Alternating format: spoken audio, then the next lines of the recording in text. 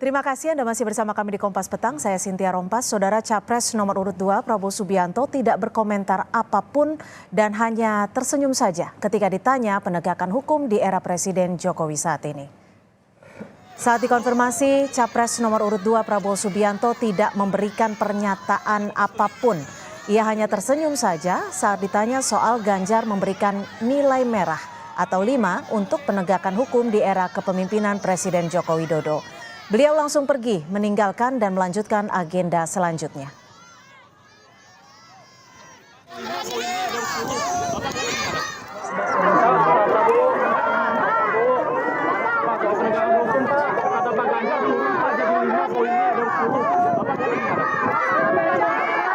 Gimana Pak? Kalau Bapak setuju gimana Pak Ganjar?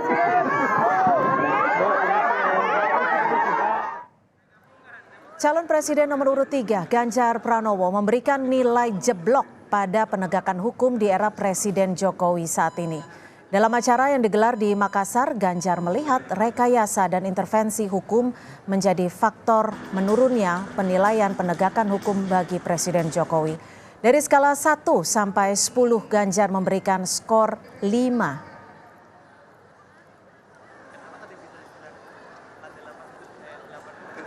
Tidak ada kasus kemarin atau belum muncul kasus kemarin karena melanjangi semuanya dan kita dipertontonkan soal itu.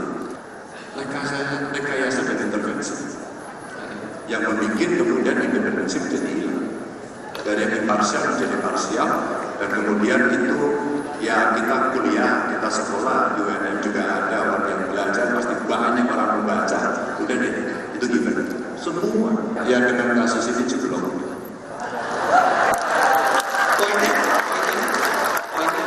Jeblok kira-kira poinnya berapa?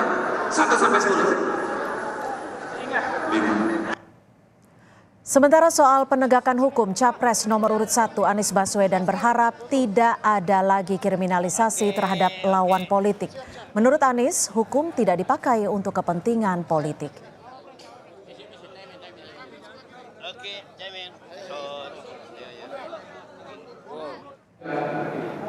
Prinsip-prinsip penegakan hukum, prinsip-prinsip penegakan keadilan harus dikembalikan. Kami melihat pentingnya untuk bisa mengembalikan kewibawaan pengadilan, mengembalikan kewibawaan aparat penegak hukum, dan tidak lagi ada kriminalisasi pada siapapun juga lawan politik, bahkan pribadi-pribadi bersalah, termasuk ulama, termasuk oposisi. Karena hukum bukan dipakai untuk kepentingan politik, tapi hukum dipakai untuk menghadirkan rasa keadilan. Lalu saudara, seperti apa ketiga pasangan capres ini menyikapi penegakan hukum di tanah air? Kami akan bahas bersama juru bicara TPN Ganjar Mahfud, Ciko Hakim, kemudian Pak Zuhad Aji, Tim Hukum Nasional, Direktur Eksekutif Tim Hukum Nasional Anies Mohaimin, dan juga Habibur Rahman, Wakil Ketua TKN Prabowo Gibran, serta Ibu Sulistiowati Suwarno, Guru Besar Fakultas Hukum Universitas Indonesia yang bergabung melalui sambungan Zoom. Terima kasih Bapak-Bapak sudah kembali hadir di Kompas Petang sore hari ini. Saya langsung ke Pak Habib. Pak Habib, Pak Prabowo nggak kasih komentar apa-apa. Apa sebenarnya penilaian dari Pak Prabowo soal kinerja hukum di tanah air di era pemimpinan Jokowi? Saya tidak bisa menanggapi Pak Prabowo ya, karena beliau kan nggak mengomentari apa-apa. Cuma memang saya harus juga menanggapi apa yang disampaikan Pak Ganjar. Pertama, kita tahu ada 2 menteri penting di bidang hukum yang dari partai yang sama dengan Pak Ganjar. Pak Mahfud MD, Menko Polhukam, dan Pak Yasona Lawli, Menteri Hukum dan HAM, ya kan ya. Apakah yang disampaikan oleh Pak Ganjar ini bagian dari otokritik? Kita kan terbiasa memang ya. Kita paham Pak Ganjar negarawan ya. Beliau tentu tidak akan tendensius kemana-mana kalau berbicara, tetapi otokritik bagi kita semua. Kalau otokritik ya, saya pikir dalam 5 tahun ini banyak sekali perbaikan dalam cara kita berhukum, baik secara kualitatif maupun kuantitatif. Ya. Ada banyak patokan. Yang pertama soal apa yang disebut-sebut banyak pihak sering hukum tajam ke lawan politik, tumpul ke kawan politik. Saya adalah orang yang menjadi pengacara banyak sekali orang yang disebut oposisi ketika saya belum menjadi anggota DPR. Ketika saya menjadi anggota DPR, kita mengimplementasikan yang namanya restoratif justice, di mana di 5 tahun belakangan banyak sekali kasus-kasus yang terkait persoalan politik diselesaikan dengan mekanisme restoratif justice yang ada di tingkat penyidikan, di tingkat penuntutan maupun di pengadilan. Ada di 3 tingkat tersebut, konsep tersebut. Lalu terkait pemberantasan korupsi, ya, orang bilang sekarang pemberantasan korupsi bermasalah. Saya pikir oke, betul memang tidak sempurna, tetapi ada kemajuan. Misalnya di kejaksaan dalam 1 tahun 2022 saja, ya, ada 21 triliun uang negara diselamatkan. Jadi kalau boleh disimpulkan kasus-kasus dari TPN Ganjar Gibran ini berapa nilainya? Saya nggak ingin memberi nilai, ya, tetapi menurut saya banyak sekali perbaikan dalam 5 tahun belakang. Termasuk yang paling penting adalah lahirnya KUHP. Ya. Saya alhamdulillah sebagai mahasiswa Fakultas Hukum yang akhirnya menjadi sarjana hukum, cita-cita terbesar saya adalah ingin ikut berandil, ya, menerbitkan KUHP yang baru yang telah berlaku selama 200 tahun. Baik. Ya, itu bisa kita buktikan, kita wujudkan terjadi di eranya Pak Jokowi yang jadi kalau boleh saya simpulkan nih pasti penilaiannya lebih dari 5 lah ya. Bahkan ya positif, bagus sekali ya, sangat bagus. Tapi saya nggak akan berani nomor sekian. Yang menilai itu sebetulnya bukan kami, orang politik, rakyat. Nah, itu yang kami persilakan. Baik, kami tangkap sampai di situ. Mas Ciko, kenapa dikasih nilai 5? Apakah ini fokus setelah keputusan MK? Tapi di sisi lain ini kan ada Pak Mahfud, ada Pak Yasona di sana. Jadi saya konteksnya kemana sebenarnya? Langsung kembali ke statement Pak Ganjar yang memang kita tidak bisa menilai begitu saja tanpa berada di sana. Nah, ini kami merekam statement beliau yang kata-katanya jelas bahwa dengan adanya kasus di MK nilainya menjadi jeblok. Gitu loh. Karena dengan kejadian itu persepsi publik hari ini jadi berbeda dan kemarin kelihatan tegas, hari ini dengan kejadian terakhir jadi tidak demikian. Maka menjadi jeblok. Jadi sebenarnya kalau saya bilang mungkin sepakat dengan apa yang disampaikan oleh Habib bahwa nilainya mungkin 8 tadinya. Kemudian ada nilai 2 nih di ujung. Gara-gara MK. Jadi jatuh ke 5 kan gitu ya rata-ratanya. Tapi kembali lagi. Nah, ini sangat penting karena MK ini kan institusi yang supreme institusi yang paling atas di negeri ini dalam bidang hukum. Jadi ini tidak main-main ketika ada satu kesalahan yang dilakukan atau suatu hal yang disebut sebagai skandal.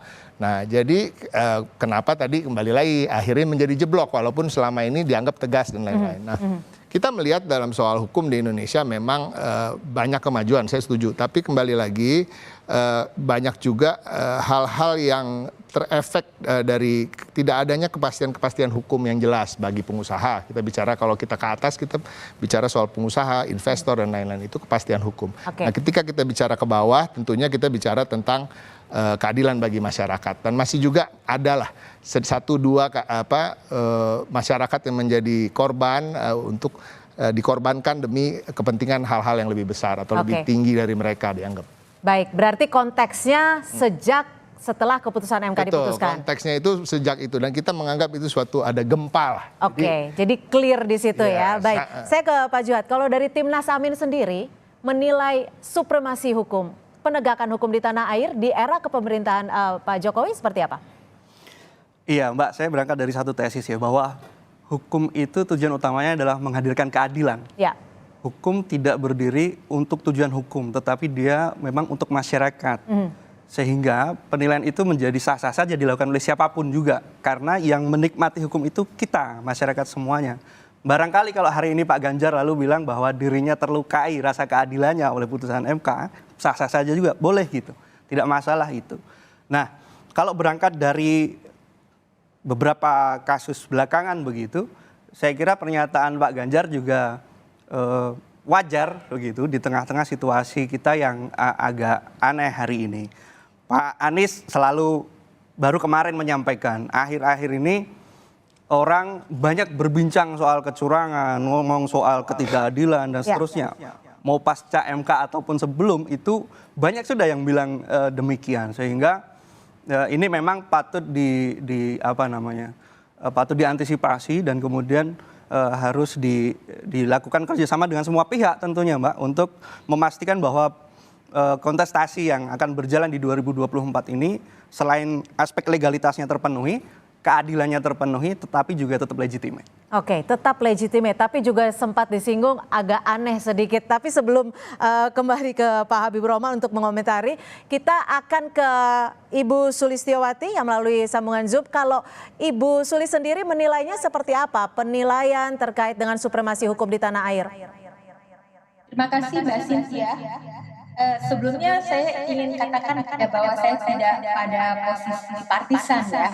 Sebagai akademisi itu bersama dengan mahasiswa saya, kami sering mengamati bagaimana proses-proses perumusan hukum di parlemen, di eksekutif juga, kemudian bagaimana penegakannya.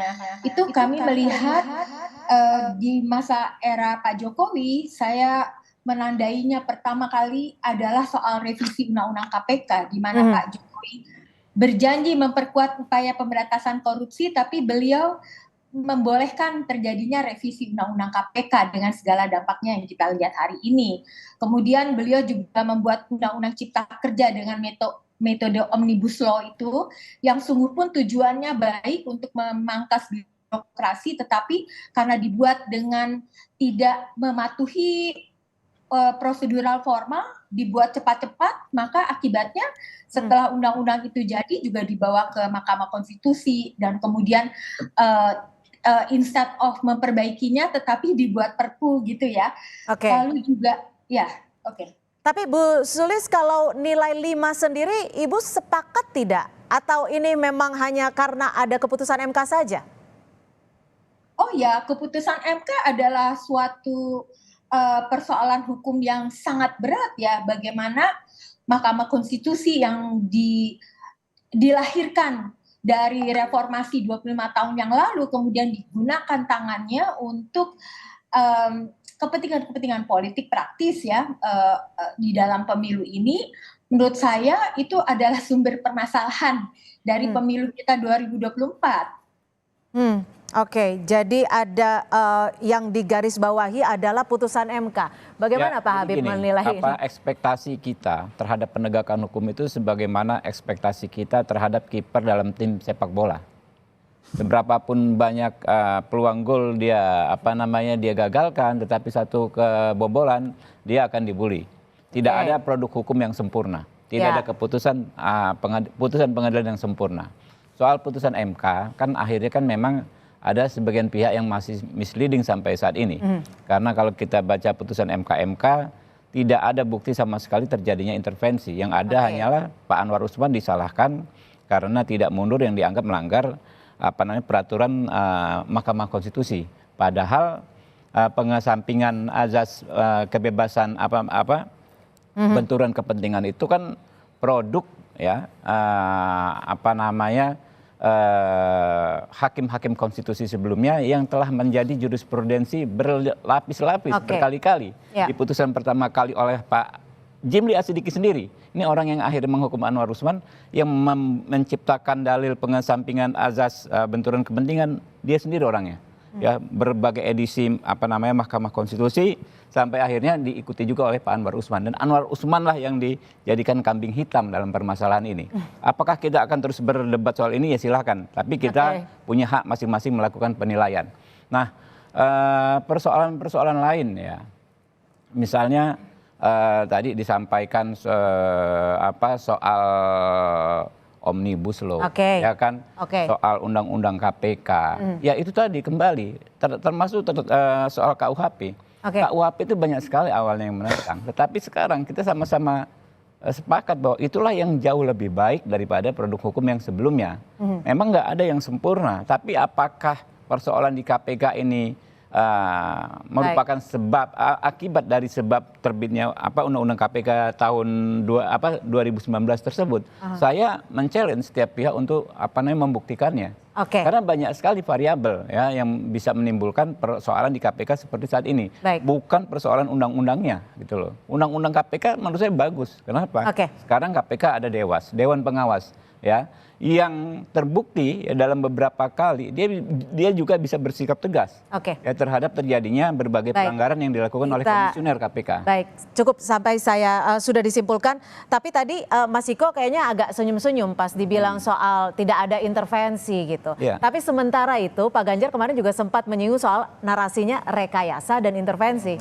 Gimana? Jadi gini, saya beberapa kali ketemu brother saya 4 kali 5 kali. 4 kali 5 kali ini. Kalau perdebatan soal ini pasti nggak akan habis. Karena ada satu pandangan-pandangan yang berbeda, prinsip dari pandangan itu sendiri. Mas Habib ini sebagai lawyer dia betul-betul berprinsip pada ansih tentang hukumnya. Sedangkan saya lebih mengarah ke tentang keadilannya. Karena saya selalu percaya bahwa keadilan itu tidak selalu berbanding lurus dengan hukum. Nah itu ya keadilan itu ada masalah rasa di situ. Rasa keadilan di masyarakat. Makanya kan ada frasa itu. Jadi ini yang saya lihat bahwa rasa keadilan itu kan kita melihat dari fakta-fakta yang ada, seperti bapaknya seorang Gibran adalah Presiden Republik Indonesia, pamannya adalah seorang ketua MK. Nah ini yang tidak akan ketemu nih ya. Jadi Mas Habib nggak usah jawab lagi. Ini cukup di sini aja. Tapi udah bilang saya akan jawab. Itu dari persepsi yang kita lihat. Nah, kita kembali lagi bicara soal tadi juga selalu mengarah ke produk-produk hukum. Tapi kembali lagi selain produk hukum, tentunya kita bicara soal penegakan hukum. Person-person yang kita taruh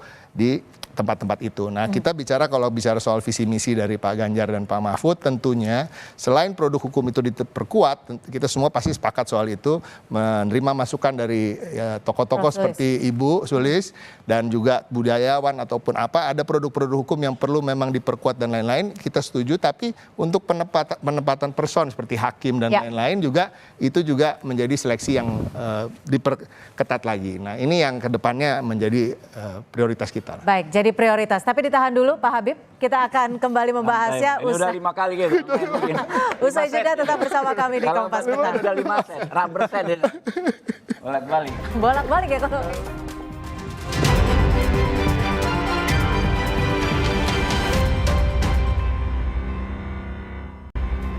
Terima kasih Anda masih bersama kami di Kompas Petang. Saudara, sebelum kita lanjutkan dialog, berikut kami akan tayangkan visi misi dari ketiga pasangan Capres-Cawapres di bidang hukum. Kita mulai dari pasangan Capres-Cawapres nomor urut 1 Anies Baswedan dan Muhaimin Iskandar.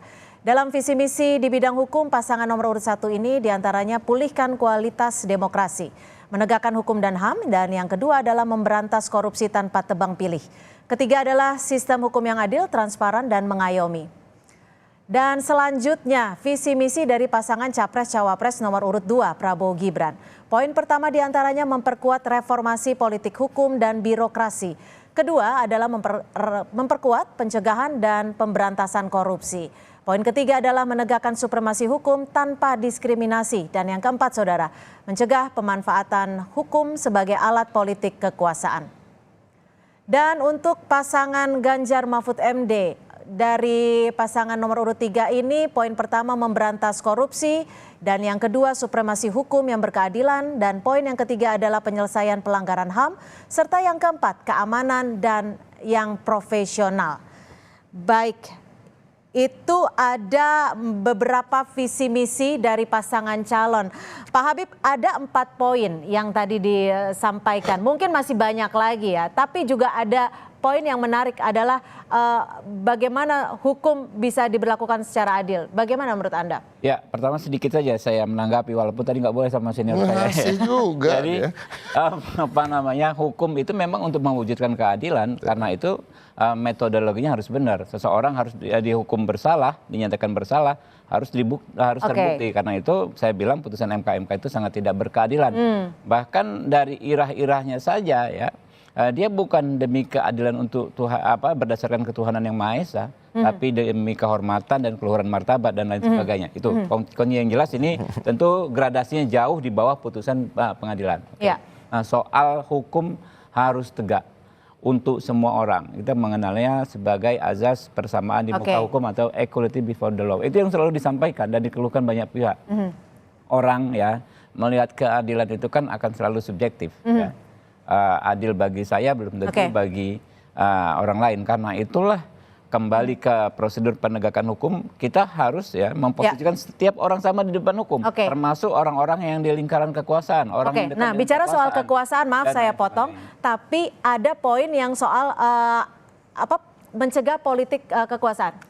Ya bukan, mencegah digunakannya hukum sebagai alat kekuasaan. Nah, itu benar sekali. Apa yang salah dengan itu? Jadi itulah salah satu cita hukum kita. Bagaimana di zaman dahulu di era Orde Baru hukum merupakan bagian dari aparatus ideologis rezim. Ya, bagian dari bahkan bukan aparatus ideologis, aparatus represif rezim. Nah, itu yang harus kita hindari. Karena itu zaman sekarang ya semua proses peradilan bisa dipantau langsung oleh publik. Ya. Di pengadilan pidana, perdata, pengadilan tata usaha negara dan lain sebagainya. Ada aturannya, kemudian ada regulasi yang untuk mengoperasikan hukum. Bagaimana kita berhukum. Begitu juga terhadap pengawasan terhadap lembaga-lembaga tersebut. Kita ada komisi yudisial. Ya, walaupun komisi yudisial ini berulang kali dihalangi untuk bisa menghalangi untuk mengawasi Mahkamah Konstitusi itu sejak zamannya Pak Jimli Asidiki gitu kan ya. Jadi itulah perangkat-perangkat kita, tinggal kita maksimalkan saja yang sudah ada sekarang, sudah baik di zaman Pak Jokowi, kita maksimalkan di masanya Pak Prabowo besok. Di masanya Pak Prabowo besok. Baik, saya akan ke Pak Juhat dulu. Pak Juhat, kalau menurut Anda sendiri dari Timnas Anies, bagaimana melihat politik kekuasaan? Apakah ini masuk jadi PR besar jika memang nanti Anies menang?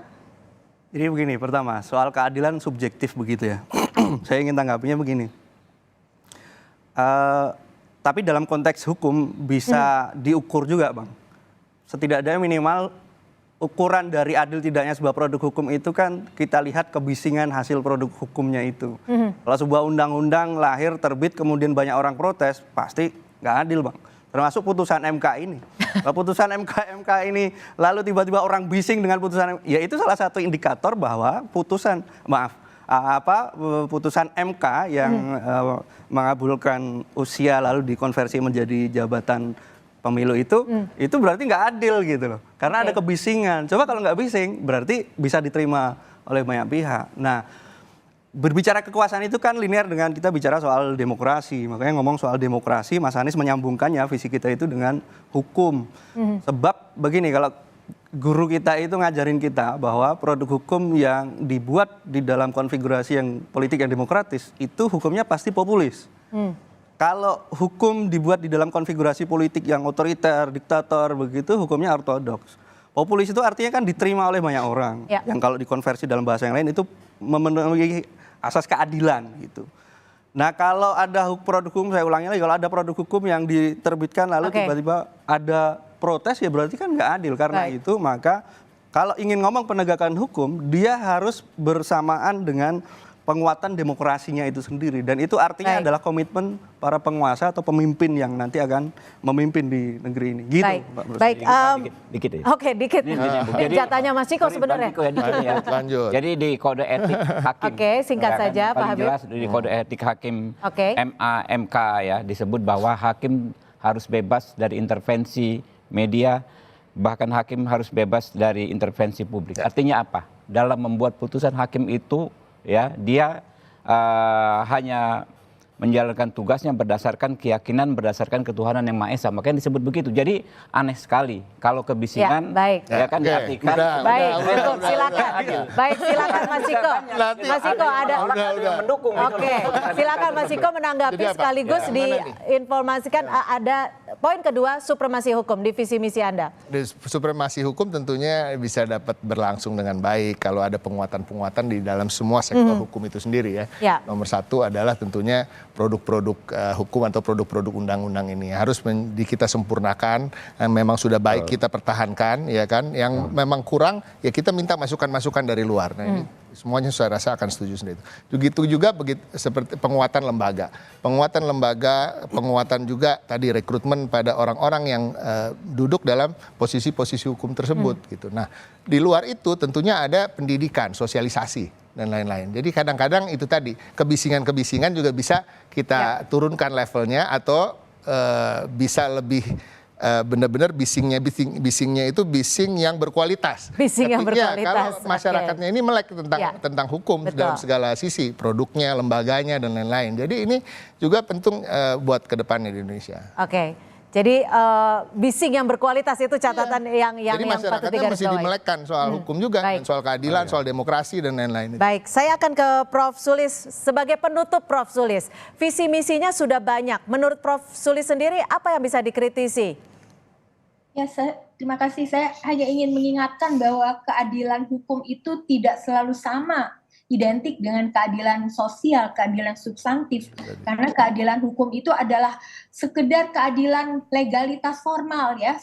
Semuanya bisa dipenuhi, tetapi isinya itu menjadi persoalan ya. Banyak sekali Indonesia adalah laboratorium yang menyediakan contoh-contoh bagaimana hukum itu bisa dimanfaatkan oleh kepentingan bisnis, kepentingan ekonomi, politik dan lain-lain, sehingga masyarakat itu suka sekali mencari keadilan melalui lembaga-lembaga formal. Ya. Baik. Kami sudah tangkap atas kesimpulannya. Terima kasih Prof. Sulistiawati Suwarno, Guru Besar Fakultas Hukum Universitas Indonesia. Dan juga terima kasih Direktur Eksekutif Tim Hukum Nasional Anies Mohaimin, Pak Juhat Haji, sudah bergabung bersama kami. Dan juga Wakil Ketua TKN Prabowo Gibran, Pak Habibur Rahman. Terima kasih Juru Bicara TPN Ganjar Mahfud, Mas Ciko Hakim. Terima kasih sudah bergabung bersama kami di Kompas Petang.